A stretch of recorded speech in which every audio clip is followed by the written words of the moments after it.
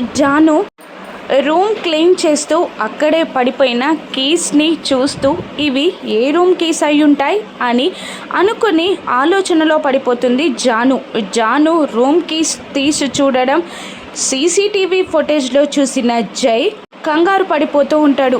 తను ఆ room open చేసి అందులో చూసిందంటే నేను దాచిన రహస్యాలన్నీ బయటపడిపోతాయి అని టెన్షన్ పడుతూ జై కంగారుగా ఇంటికి బయలుదేరుతాడు.